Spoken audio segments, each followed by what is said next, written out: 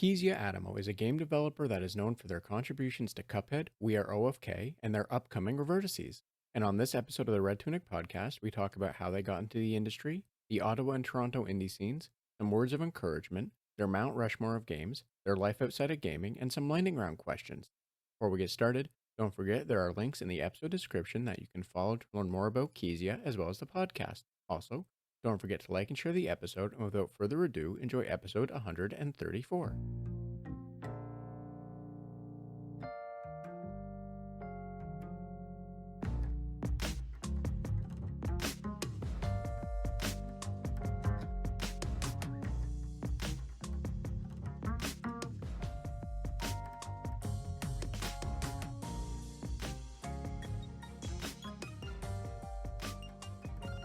Hi, and welcome to the Red Tunic Podcast, a podcast where I look to rediscover what makes gaming fun and enjoyable by having positive conversations with those related to the industry. My name is Link, and today I'm joined by game developer Kezia Adamo, whose previous works have included Cuphead, We Are OFK, and their upcoming Revertices. Hi, Kezia, how are you doing today? Link, I'm doing all right. How about yourself? I am doing all right as well. Briefly before we started recording, you had mentioned, or we talked about you being in Toronto. Toronto's being nice for you. You Yes. luckily aren't dealing with the rain that Ottawa is right now. So hopefully, uh, I know weather doesn't work the same way just because everything, but hopefully you don't have to deal with more of the wildfires or the smoke or more rain because it's been wild in Ontario the last Yeah. week or two. We might get more rain, but fingers crossed, no more heat wave and no more wildfires. I would like to be able to go outside without a mask on and enjoy the concept of fresh air instead of the air quality index being off the charts. So fingers crossed that the rest of summer will be nice out with fresh air. Yes, I understand. I can relate to that. One of the things that I hate talking this. I sound like an old person, even though I am kind of an old person. But I've always just hated the humidity. Yeah. So like, I usually usually in Ontario, especially as we're entering August, the heat waves usually come with humidity. So yeah, like Mhm. let's pass on the humidity. Let's pass on the I heat wave. agree. We don't need it. Yes, I agree. Yeah, it's the humidity that gets me as well. Like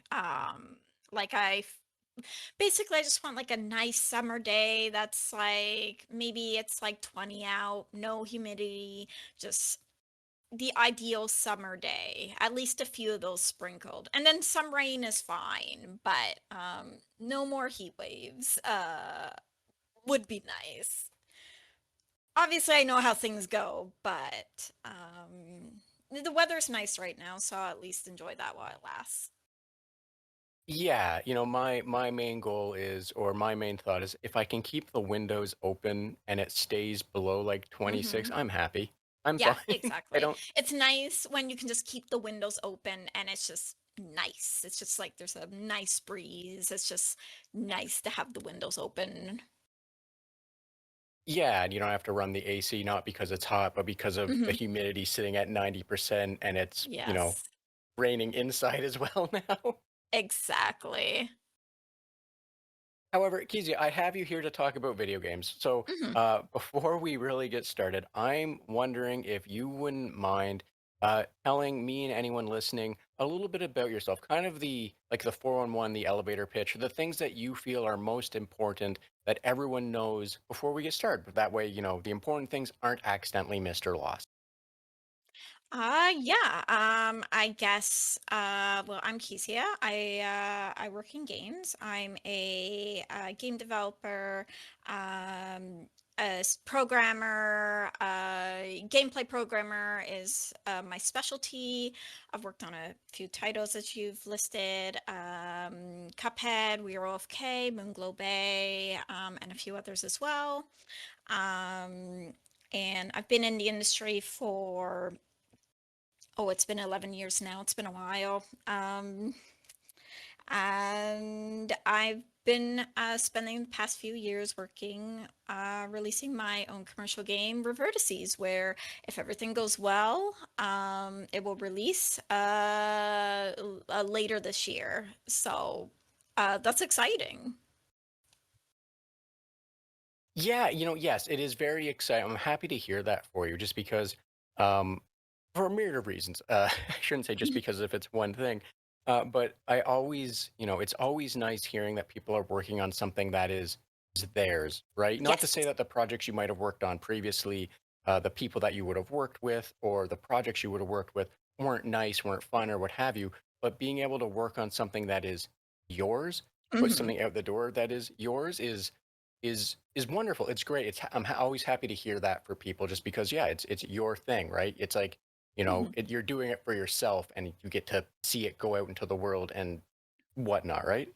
Yeah, exactly. Like the projects I've worked on are all great, worked with amazing people. And I do think there's like something beautiful about like contributing to like a bigger game, or just like there's pros and cons to like I guess working on quote unquote someone else's game. But I also was like, I want to make my own game at least once in my career. I want to release my own game as like basically this is my baby. I want to sit down and just do this at least once. And then now that it's now so close to complete, it's like a bit of this shock of like, oh my God, this is actually going to happen. I think when I like looked at the project and realized like, oh my God, this thing's going to ship, like this thing is actually going to come out, that like really like was like obviously very positive sort of like shock of like, oh, this is real. Because sometimes I feel like when making a game, it can, especially early on, it's like, this isn't real, this is just like some jank Unity project, this isn't real. But then the project gets to a point where it's like, oh no, this is real, this is happening. There, you just look at the game one day and you're like, oh, this is a real game with like visuals and sound effects and gameplay and stuff, and that's always really exciting. Yes, as someone that's been working on a project for the last several years for Mhm. work, unfortunately, nothing exciting like a video game or something that most people will get to see and or enjoy. Uh, Mhm. but that, having that project being in its final steps of like the phase it's in now, I can understand and relate to seeing the light at the end of the tunnel, is how I've Mhm. been putting it for the last few Yes, months. that's how Um, I've put it as well. However, in your case, you're far luckier because you get to release something for people to enjoy, and something that you also got to enjoy working through and working with, right? Yep, absolutely. It's been like working on Revertices has been great. And I like I have a really small team working on it, and everyone's lovely and doing like their best work, and I'm always so impressed. Like it started as a solo project, but I brought on like a few folks to help, and now it's like, oh, like you guys have made it feel like an actual game. So it's cool. It's interesting to see like really see a project come from nothing to now where it's like I can just pick up the well, I usually play test on the Steam Deck. I can just pick it up and like basically play through the whole game. It's still buggy. It's still unfinished, but it's still like, oh, this is a game you can play. This is real. And it's yeah, I think it takes a little bit for to sink in, and then I think once the game comes out, it's going to be like, wait, this game is actually out and people can play it. This is so weird. You know, I'm happy for you. I think that's the easiest and best way to put it. I'm happy Well, thank for you, you. and I'm wish you and the team at this point really all of the success, that like, the release goes smooth, because um I know how nerve-wracking pushing that button for Yeah, release can be and getting to absolutely. that step. So I hope all of that goes smooth. Uh I hope whatever little bugs you have now are just that little guys that you can squash. And like Yeah, just, so oh, you go get a ahead. chance to relax after you push Oh, that thank button, you. right?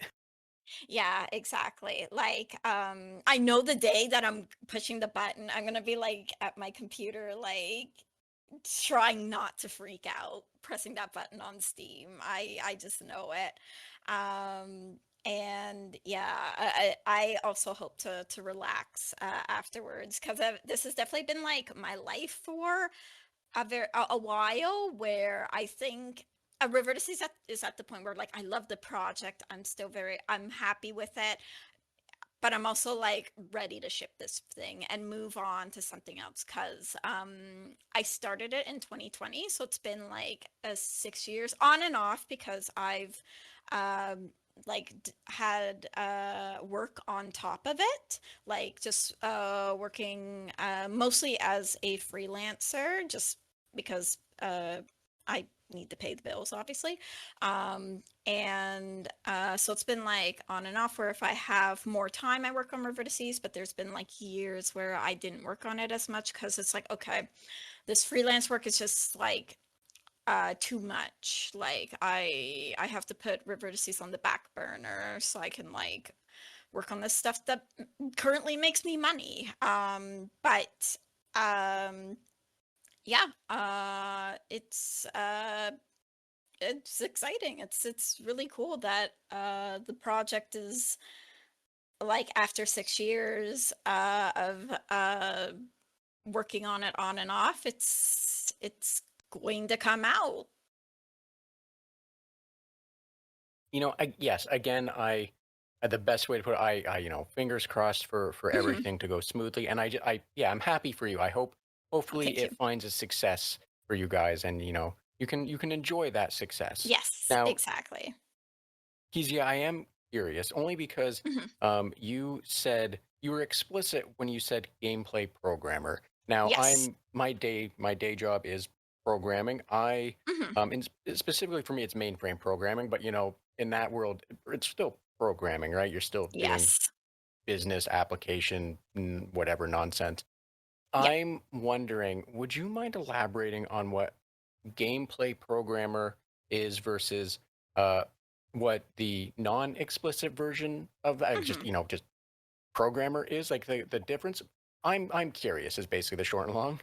Yeah, of course.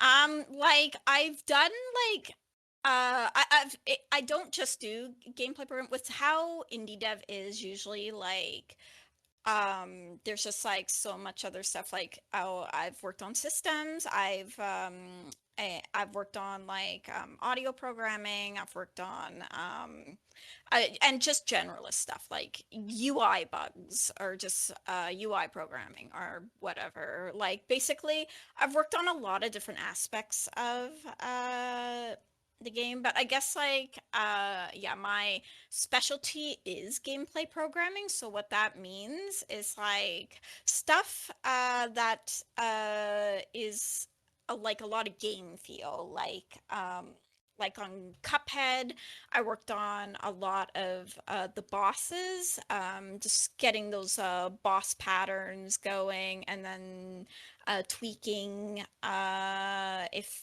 the designers wanted something different. On a game called Neil Harbor Rescue Squad.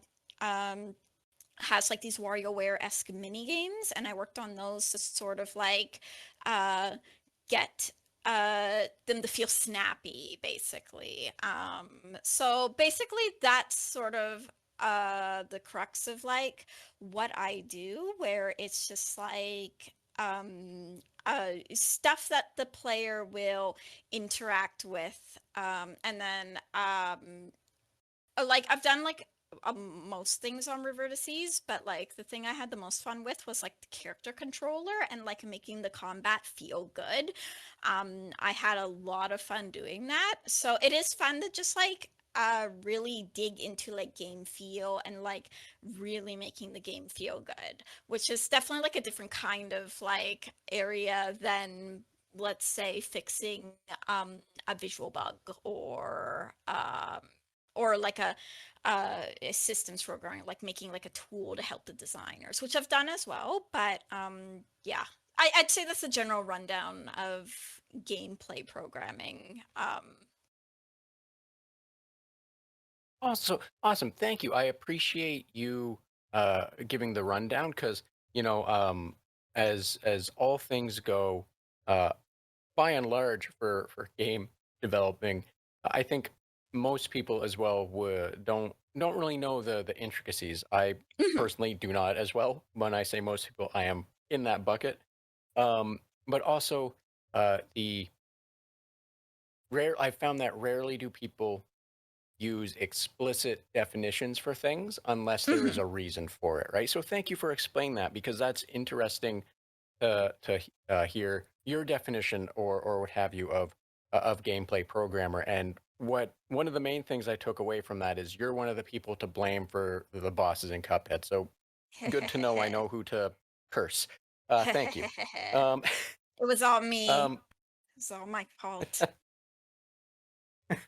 you should Not you all. should It was I just contributed. I just helped make the machine that torments people. It's okay. I was gonna say you should be careful. There are people that are actually that would probably actually get mad and blame you. Um, Oh, yeah. but but but thank you for the explanation. I appreciate that because, like I said, it's always interesting to hear Mhm. the specifics, the minutia, or what have you, when it comes to the actual breaking down or drilling down or what have you for different things. Now, I am curious as well because you said you've been doing this for about 11 years. Mhm. I'm wondering if you don't mind, could you speak to how like you got into making games, like how you ended up here? Yeah. So, originally, I didn't really know what I was gonna. I didn't know I was gonna go into game dev. Basically, I went to college and I didn't know what I was gonna do. And my parents basically told me to take like this marketing course, which I dropped out of because I hated it and I didn't want to do the work. But then I think someone in my class was like, yeah, Kezia, you like video games. There's a game development course here. Why don't you try that? And then I thought about it and I was like, maybe I should try that. So I basically switched into the game development program at Algonquin College in Ottawa. Um, and it's a 3-year program. Um, and I almost dropped out of that too, but I didn't. And I'm glad I didn't because I did get my first job in games through that, which was just making these like mobile basically the premise was like it was like a hidden object game but for boys, so you would fix a car basically and find like pieces of the car to like fix up. So my first job was basically helping design these like point and click mobile games that were full of ads and basically they just had us like churning them out because there was like I guess they had one game that did okay, so they were like, okay, let's make more of the same game. So they just hired a bunch of students and did that. That was only like a contract for a few months. So after that, I was looking for a job again. Um, and basically, my plan was to just work like some entry level job while making games on the side. I just wanted to sort of like do like make my own weird little games and then you know have a job where I don't die. Um, the usual. And then I was going to Dirty Rectangles, Ottawa at the time. And one of the people I knew there was Tony Coccaluzzi, who was at the time the lead developer on Cuphead. This was back in 2015.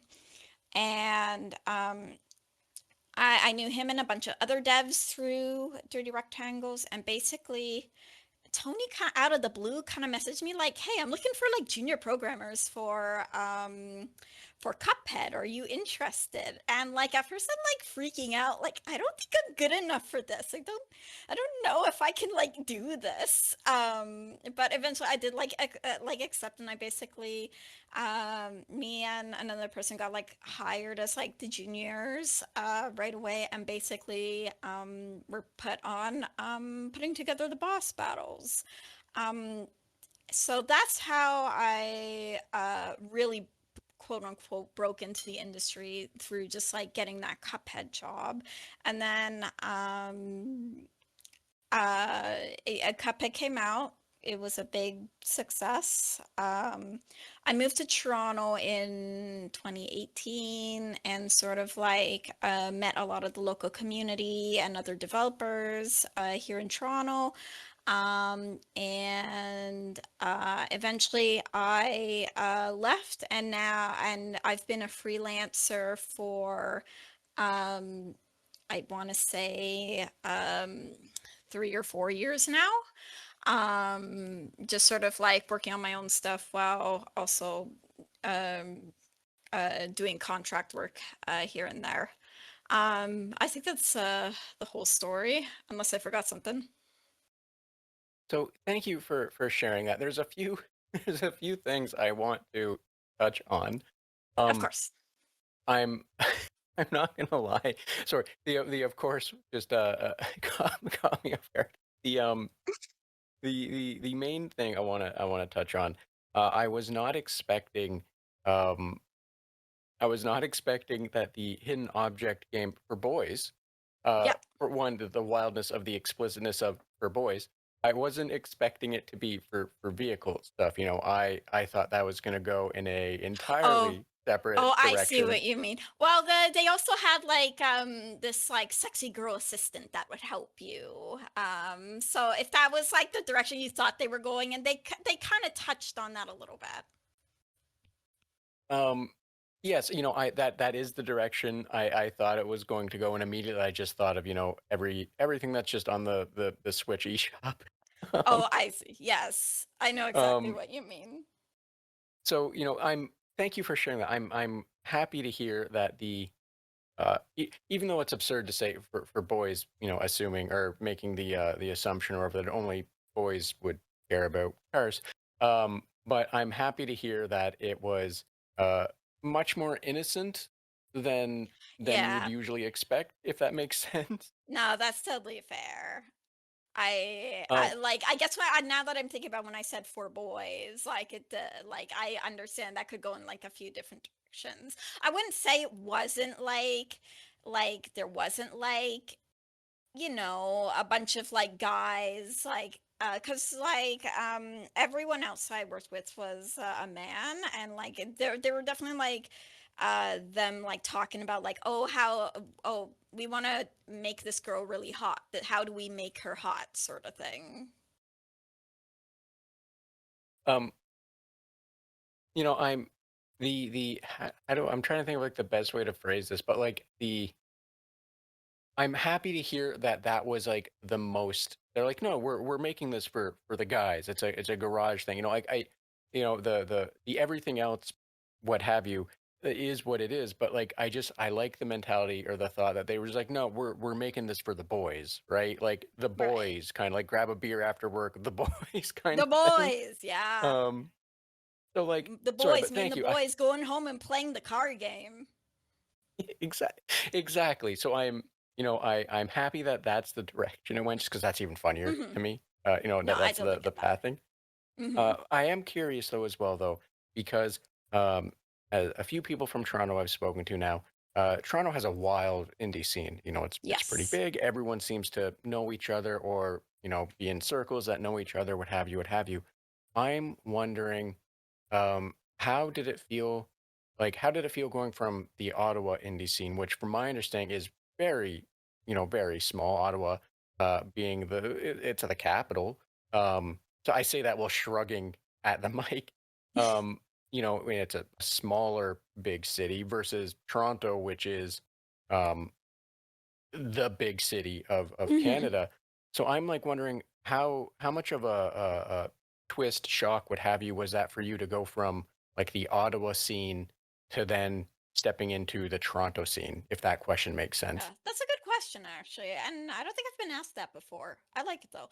Um, I would say definitely Toronto is a lot bigger. Absolutely, it definitely felt more. It definitely felt a lot bigger, more lavish when I got to Toronto. Kind of intimidating, but after oh god, I've lived here for like 7 years now. After like 7 years of like getting to know people and so forth, it's also a lot smaller than you'd think. Cause yeah, as you said, everyone sort of knows each other, so it can't be that big in a way. But I would say it is still like significantly bigger than Ottawa's for sure. There's and also so much more going on in terms of like game dev events and stuff. I think like I know Ottawa has a few and like get me wrong, there's still like some really good like stuff in Ottawa, but like Toronto just because it's such a big city, it's just there's always more events going on.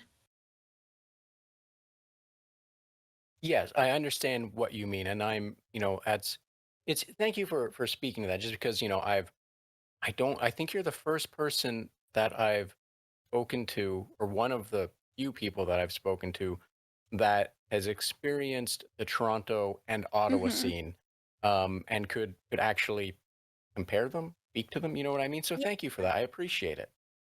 Oh, no problem. It's and the interesting thing is like we I uh so basically Dirty Rectangles started as like Ottawa only, but now we have a Toronto chapter, so we have Dirty Rectangles here.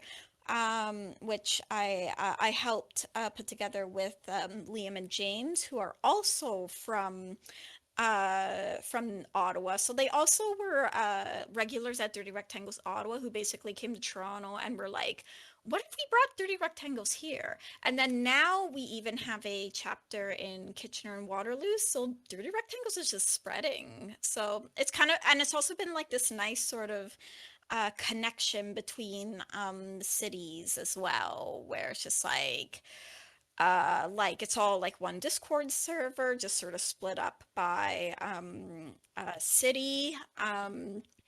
And it's just a nice way of like connecting all these different cities and their game dev communities and like sort of speaking to each other and sort of sharing this commonality. And I don't know, I think that's really nice.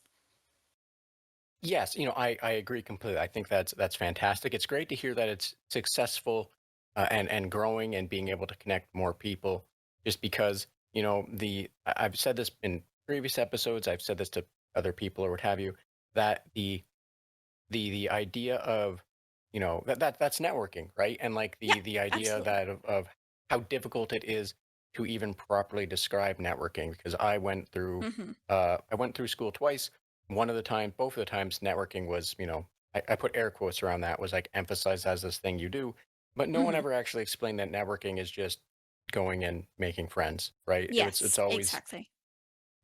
pitched as this thing of like, well, you want to meet people that can help you find jobs, but it's like, well, no, you want to find friends that you Hmm. can work with, right? Yes, And exactly.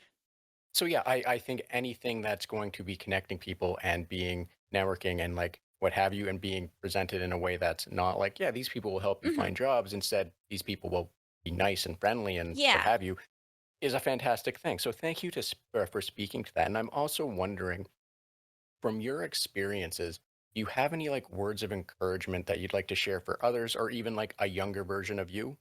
Mhm.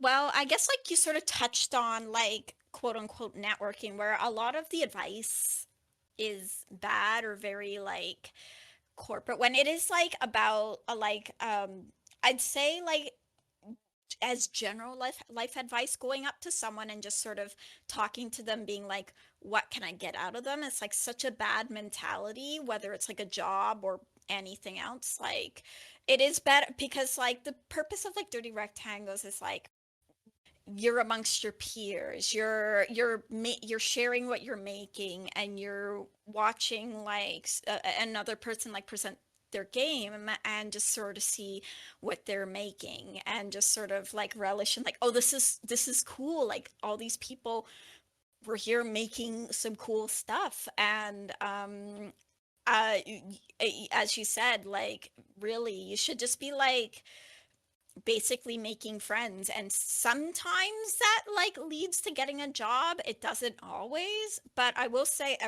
basically every job I've gotten in the industry was because I knew somebody and they referred me. Like that that was basically how I've gotten like every job so far, every contract, etc. Just because I knew someone from like either like recently or like I spoke to them a while back or whatever. But um, that plus this is like the advice I sort of give the students, but like having like a portfolio and like having like something to show off. Like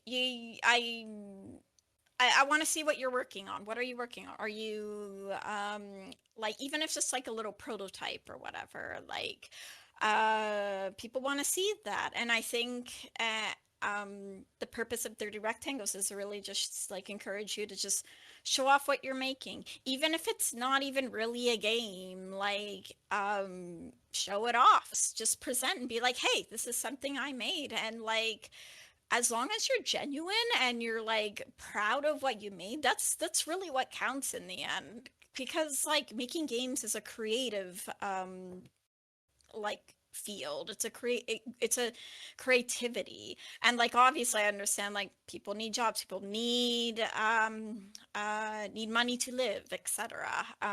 But in the end, like it is making art, and I feel like that should be celebrated.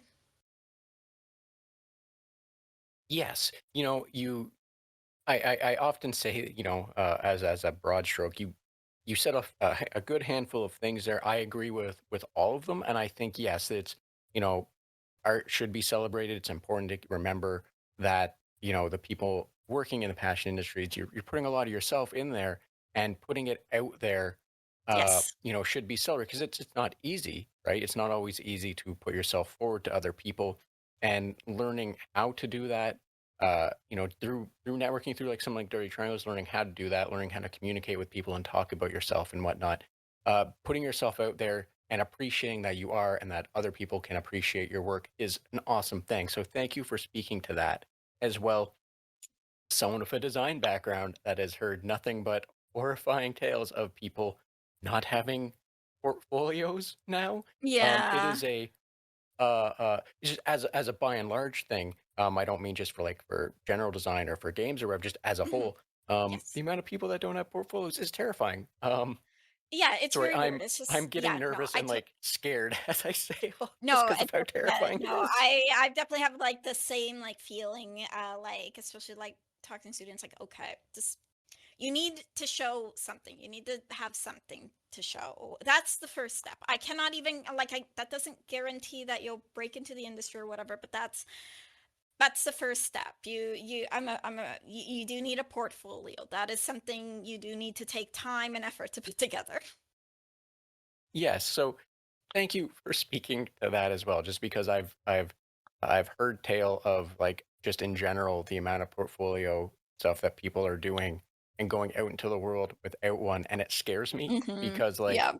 I I I walked around with a portfolio to job interviews. I did like the my general one, I did my smaller hmm one. Like I had all this stuff, and everyone else from my era from my like graduating period and such did as well. And it's terrifying that that seems to be a thing that's going away. It's like how do you talk about it? Yeah, How are you showing people, right? it's weird. Yeah.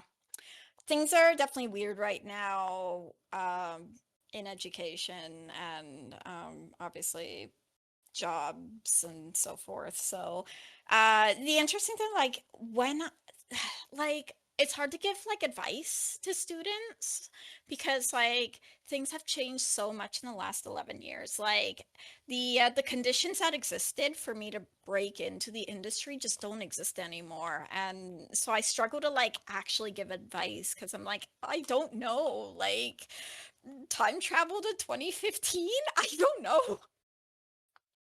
Y- Yes, I can relate to that. And whenever I have to train a new person that comes into, to the work, to my job, to like the company, the business, or whatever, to the team, there's the way to say it. Whenever Hmm. someone new comes to the team that's like younger or fresh, the handful of things that I run down, uh, a lot of them are like the things are like there's nothing that I can tell you that is the same level of relevancy as it was. So like it always just goes to the things that I think are safe and will always be relevant, which is usually like always, CYA and always don't trust anyone. You can only trust Hmm. yourself or whatever, right? But like, yeah, it's always so hard because it's like, what do I tell you? Like, what do I say to someone that has coming into a very difficult time outside Yes. of I don't know, go back 10 years, despite the fact that was also the thing that I was told when I was trying to get a job in Yes. like 2009, 2010. It was like, I don't know, maybe you should have been 10 years younger. It's like, that's not helpful. Like, I know it's Yeah. not helpful, but Yeah, it's the the best ridiculous advice. the ridiculous thing is like when I was in school, everyone's like, "Oh, it's like impossible to actually break into the games industry." Like it feels like that was always there, but it's just like even worse now. So it's weird. Yeah, every time I'm asked to like talk to students or whatever, I'm like, I when it comes to like advice to actually break into the industry, I don't know. I'm like still encourage like people to like make their own games, especially cuz like the software to make games is more accessible than ever. Like you can very easily pick up Unity or Godot.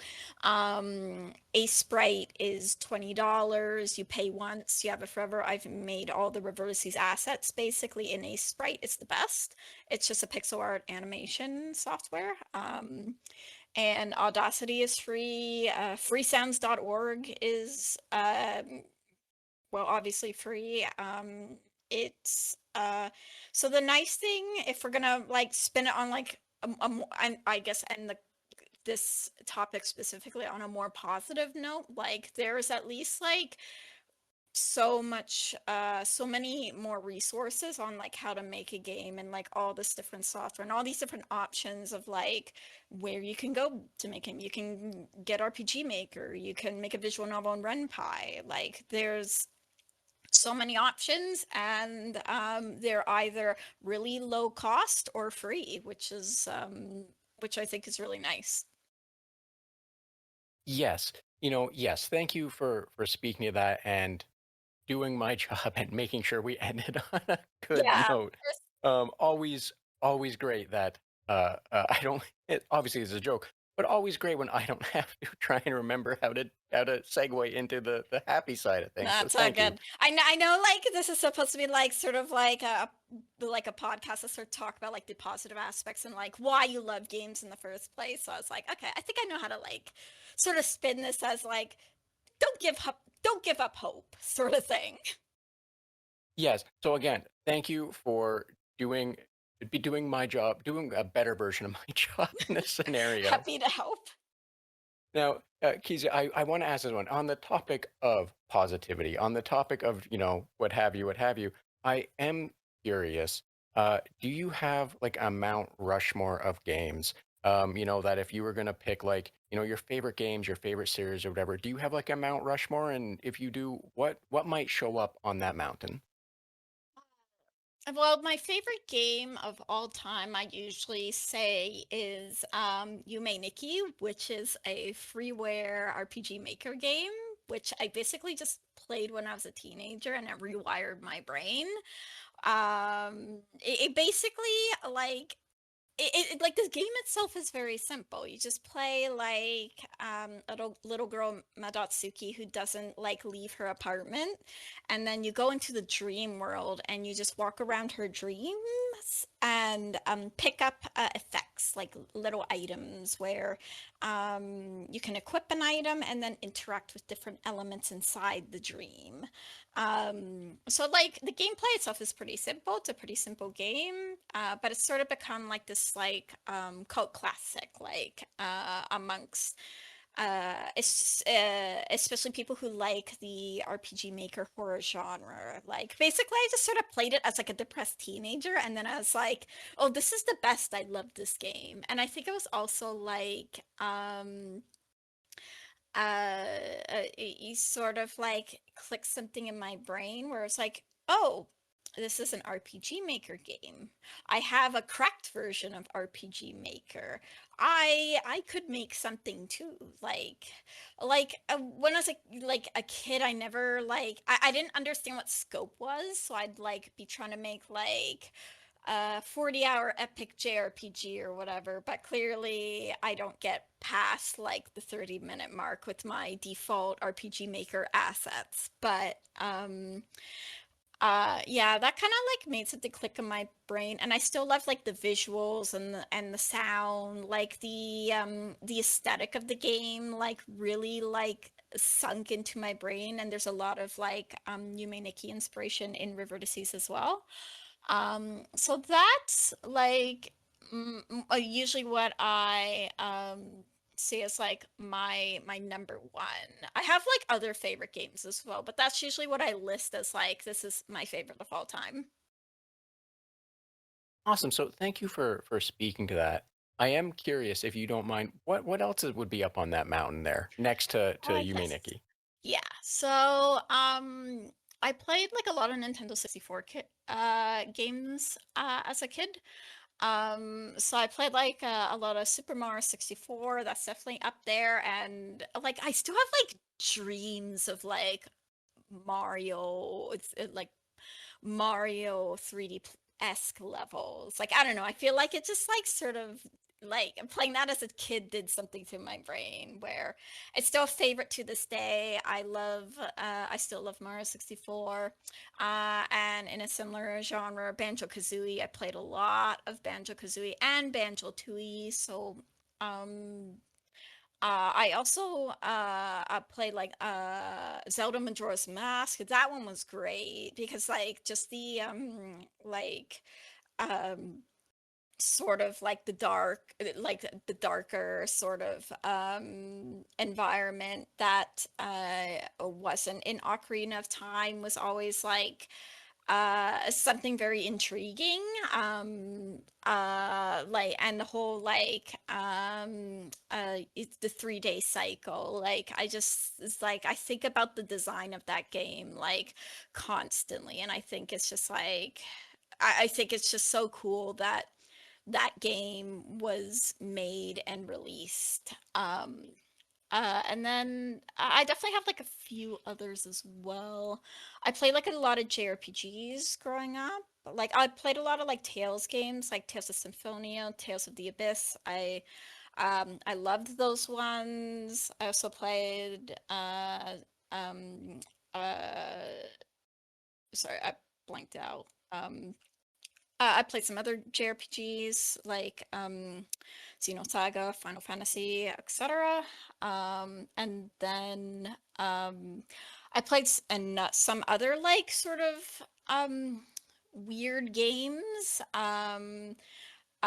There's like a game called The Path, which I played when I was late teens, which I would describe in a similar vein as Yume Nikki, but it's like sort of like it's like a 3D indie game where you're sort of walking around the forest, and then you choose like a girl to play as, and then you get sort of like these cutscenes because it's like Little Red Riding Hood, so you get like these cutscenes of like her meeting the big bad wolf, and then it's the big bad wolf is like sort of like symbolic to her story. So I always thought that was like a cool like way to like tell a story like as a very like narrative game. And there's definitely more, but that's probably a decent amount list. Yeah. So, thank you for sharing that. It's been a while since I think you're the first person ever that I've encountered that has actually mentioned the path. So, like, thank you for bringing up the Yeah. path just because no one else does. Yeah. Yeah, I like making like a mix of like, okay, obviously like Mario 64. Everyone loved Mario 64. Mario 64 is great. It definitely like had an impact on me. But then I wanted to sprinkle in like here's the weird indies that maybe not a lot of people have heard of, but they still had an effect on me. Yes, I can understand that. And the thing that specifically about the path that I always find interesting is I say this with no hyperbole whatsoever, is you are the first person I've ever encountered that even knows of its existence. So thank you for It's okay. I mentioning think that. I'm glad you know too, because I did the full description because I'm like, you probably won't know, but I'm glad you know it too. I think I only know like one other person that has played the path. That might be false. I probably know like maybe a couple other people, but yeah, that's just like a fun like one to bring up. Like, yeah, this is just like a weird indie, not many people have heard of, but I played it and liked it a lot. Like I think I like 100%ed that game and put like 10 hours into it because there's like all these like little collectible things you can go around getting. I'm not gonna lie, it's been a hot minute since I've touched it. Little I honestly I don't even remember how or why I had it. I got it when it came out somehow, and I remember playing it, beating it for the most route, or beating at least most of the routes. Hmm. Um, so it's just one of those things where it's such a deep cut for an indie game. Just thank you for bringing it up because it's a fun thing to throw out there. Because there's a lot of indie games, and it's always fun when someone catches a very deep cut of them. Yeah. Yeah, it's fun to like I like digging deep sometimes and seeing like, okay, obviously there's the indie games everyone has heard of, and I love those too. But what else is there? What else? I sometimes it's fun to go searching for those deep cuts. So I totally get that. Now, I'm also curious in this regard, just because you mentioned playing through the Tales series. Mhm. I'm wondering because the ones you mentioned are, um, and I don't mean this in any way as a shot or what have you. They are, um, by my world. That's still the wrong way to put it. They're even saying newer is the wrong way to put it. If I'm not mistaken, the one you started with was right after they actually transitioned from doing like flat screen 2D, and it was now like a Mhm. 3D arena. Yeah. I'm wondering, are you looking forward to uh, the Tales of Eternia remake and maybe getting to experience what the Tales games were before they gave you the open map? That sounds way worse than it is to the way I'm phrasing it, but No, I totally get what I you think you know mean. what I mean. Yeah, no. I am curious. I've played some of the other Tales games, but not a lot of them. And I haven't played like the old ones. I think I tried playing a bit of Tales of Fantasia. Is that what it's called? One of the really old ones ages ago. And then I think I did hear about this remake. And I am curious. It's actually been a series I haven't revisited in a number of years. I played a bit of Berseria, but I didn't get super far in it, and I thought about playing. I think Arise was the most recent one, but I never got around to it. So it's definitely been a series I haven't returned to in a while. But maybe Eternia remake will be what convinces me to actually be like, you know what, let's dig back into this series because I kind of do miss it. Sometimes I'm like, yeah, I should play a Tales game again. It's just like recently, especially with being in. like this far into Revertices dev, I haven't had a lot of time for big games, especially like a JRPG, which is usually like super long. So I'm kind of waiting until after that comes out to sit down and play games that are a huge time commitment again.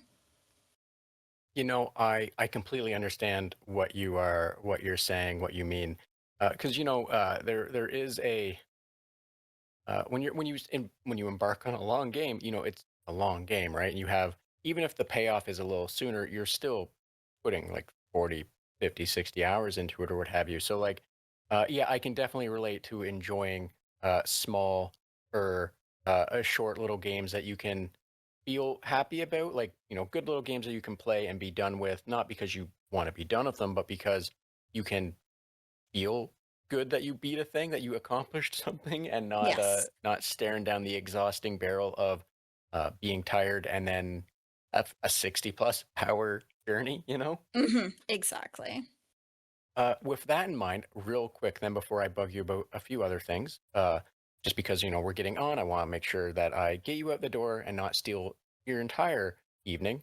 Of But course. with wow, that topic in mind, I'm wondering what sorry, I don't know why I'm getting tongue-tied. Uh, are there any short little games you've played recently that you have enjoyed, that have helped you relax, or just, that you would recommend people take a look at? Uh, let's see. Um,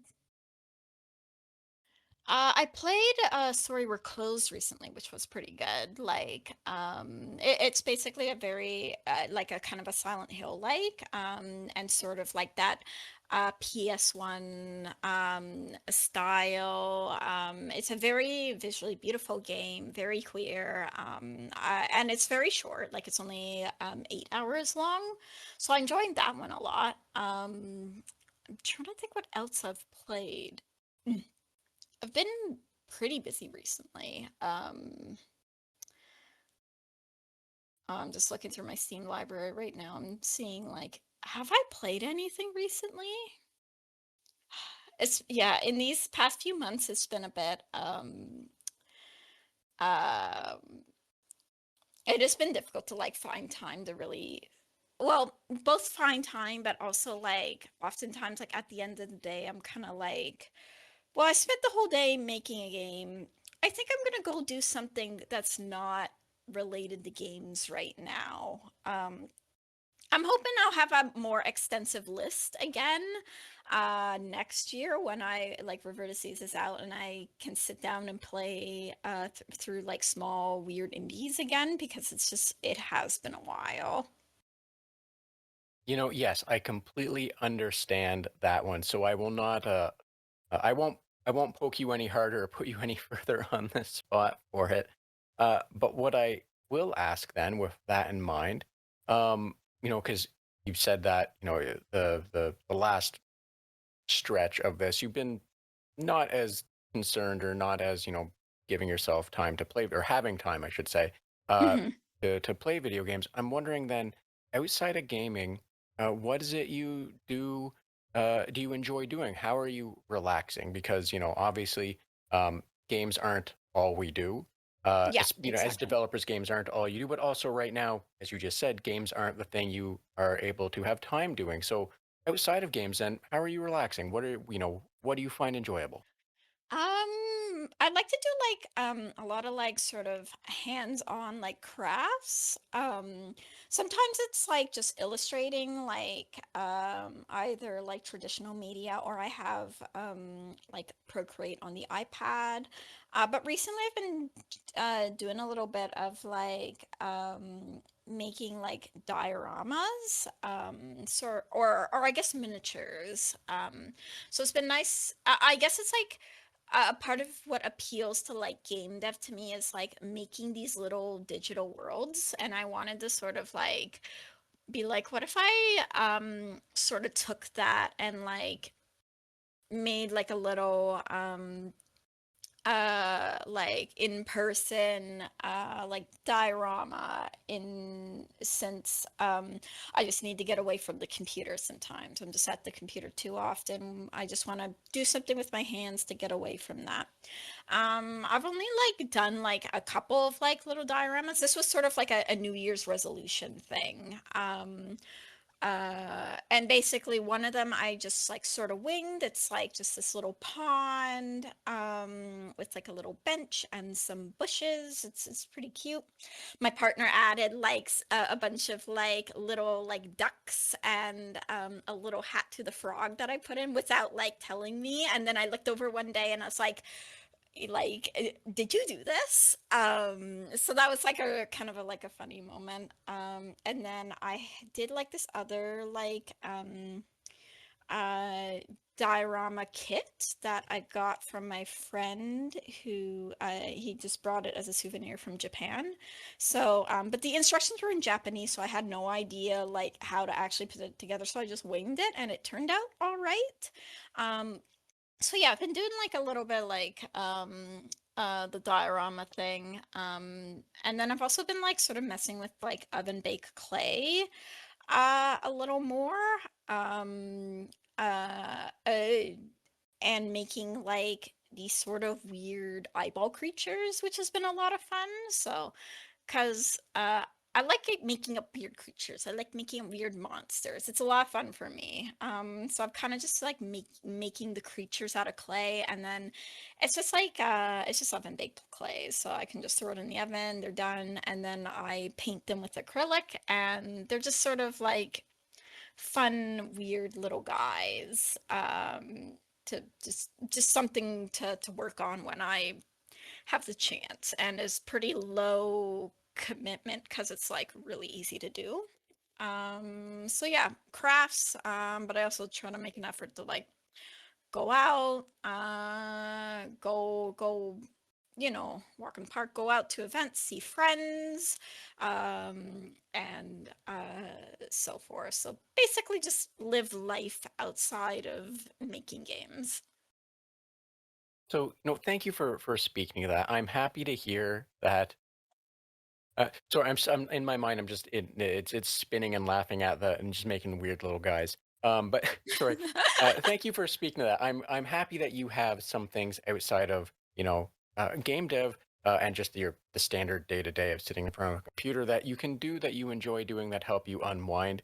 And again, like I just said it, I like the idea of just making weird little eyeball guys. So thank you for speaking to for sharing that. Especially because again, I just like the idea of making weird little guys, so thank you. I recommend it. Sometimes you just gotta sit down and make a weird little guy. Yes. Sorry. Yes, sometimes you just have to sit down and make a weird little guy. Now, Kezia, as I said a few minutes ago, I do wanna work you towards the door. I don't wanna steal your entire evening. I wanna let you, get out there, have some more time to relax, and what have you. Before I do that, though, I was wondering if you were up to me, assaulting you with the lightning round. All right, go ahead. I can't promise my answers will be coherent. My improv skills are not the best, but give it a shot.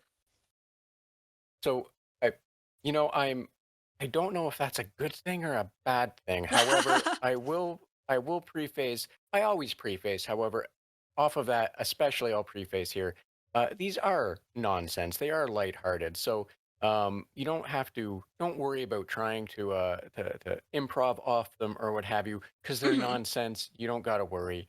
All right, sounds good to There's me. largely no judgment as well. I say that I do my best to not, ask questions, but people are people, things happen. Um, Yes. but with that being said, uh, I like asking everybody this one because it is by and far one of the most nonsense things I've ever stumbled into as a dumb question. With that being said, which video game character do you think would most likely want uppies from a goth dommy mommy? Mm, That's a good question. there's definitely a lot of them that would. Um, Luigi, honestly, I'm gonna go with Luigi. He just has that energy to me. And then, like, I feel like Daisy isn't like Dommy gothy. Well, like she's a bit Dommy, but she's just not gothy. But I think like that's sort of his dynamic with Princess Daisy a little bit. Like she is giving him uppies, and he's really happy about it. So my vote is for Luigi. Thank you. Your vote is for Luigi just being a weird little guy that wants uppies from Daisy. Yes, exactly. So thank you for that. Now, um, I'm uh, I'm wondering what your thoughts are on this one. So, what video game character do you feel is most likely to innocently text you pictures of their feet at 2 a.m. asking, "Do these look the same size to you?" Hmm. Oh, that's a tough one. I'm struggling with this.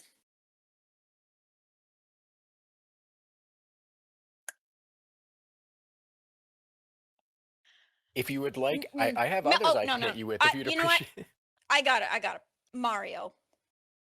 Mario, because like he's always changing size, like eating the mushrooms.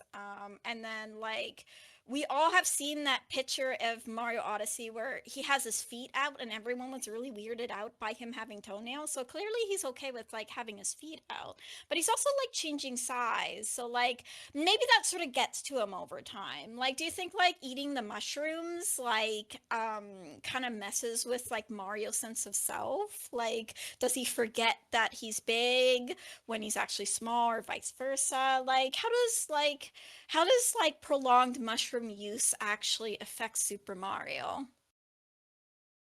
So thank you. That raises a very interesting set of philosophical questions or thoughts of, what is the psychosis of mushroom abuse or other abuse of substances in the Mario world that change you, Exactly. and Yeah. how that affects, right? So thank you. That's a very good philosophical thought process or what have you. It's just something to think about. Um, Oh God, I hope that's not like a 2 a.m. shooting up from the bed moment of, oh no, How does I must Mario write things feel? down. Yeah, Yeah, exactly. exactly. Now I have one more of these I'm gonna hit you with. And I don't know how this one's gonna land with you. Um, However, which video game character do you think is most likely to put orange juice over their cereal? Hmm.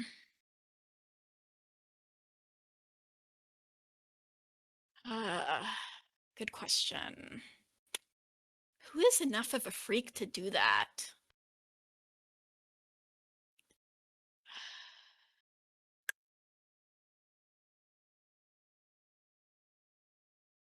Waluigi. I know it's all Mario characters, but you know what? I'm just going through the whole Mario roster because I'm like, what video game characters do I know of? Okay, I know the Mario cast, but we're going with Waluigi. Waluigi, I think, is that much of a sicko. I think he would do it like in front of all the other Mario characters, and they'd all be like, why do we let this guy like come to tennis? Like, I cannot with this guy. So that's my answer, Waluigi. So I have a quick follow up on that one, only because I don't think I've asked this one specifically to a Canadian or had the wherewithal, or an Ontarian, and I don't think I've had the Mhm. wherewithal. If I have, I don't have haven't had the wherewithal. In your mind, when they're doing this, like with milk, is the orange juice in a bag or is it in a carton? Oh, that's a good question. Hmm. What is I could see Waluigi just putting the orange juice in a bag just to mess with people. I don't know if Waluigi knows what like milk in a bag is. I don't know if he understands what Canada is, but like I feel like he could still like just to mess with the other characters, just like have that as the icing on the cake of like him sort of being a freak. So, thank you for that. So you in your mind, you don't feel that he's seeking out orange juice in a bag. You think he's just a weird little guy that's trying to screw with everyone else and Yeah. accidentally Canadianifies Yeah, himself. he accidentally Canadian-fied it, but he doesn't know what Canada is. But that's just my headcanon of Waluigi. I feel like there's probably some people, maybe deep Waluigi philosophical thinkers that are going to be like, Kezia, that's, you misunderstand his character. You have fundamentally understand this man's psyche. But no, Kezia, thank you. That was the lightning round. I appreciate you letting me harass you with those questions.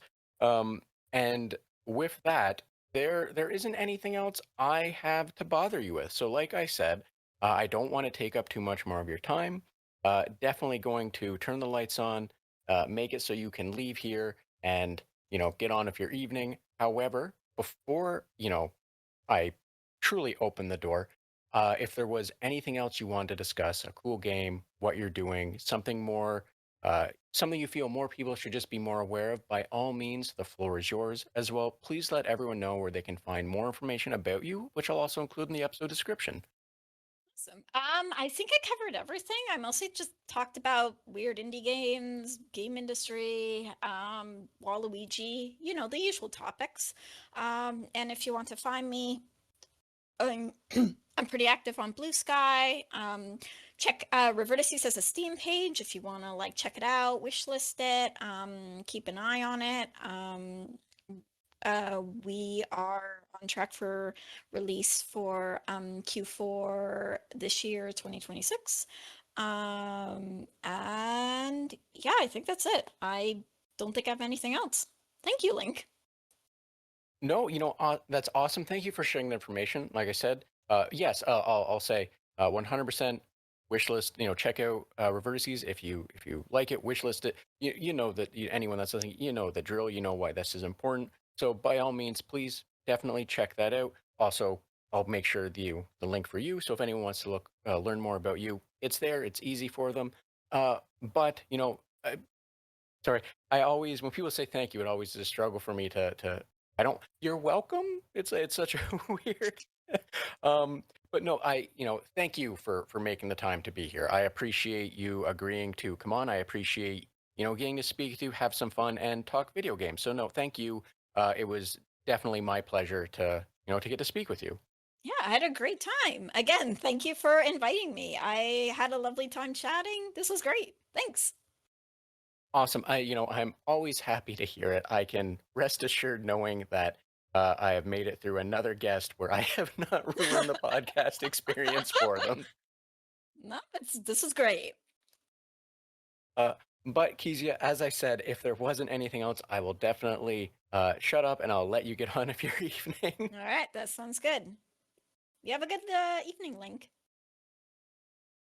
So thanks again to Kezia for making time to have this conversation with me, and thank you for joining us on the Red Tunic Podcast, as well as a special thanks to Ronald Jankeys for the use of music from their title track from Road Steep. And be sure to check out the episode description for links to socials, website, and other means that allow you to learn more about or support Kezia, as well as the podcast. While you're doing that, share, follow, and whatever else you think makes the algorithm work. Thanks. Till next time.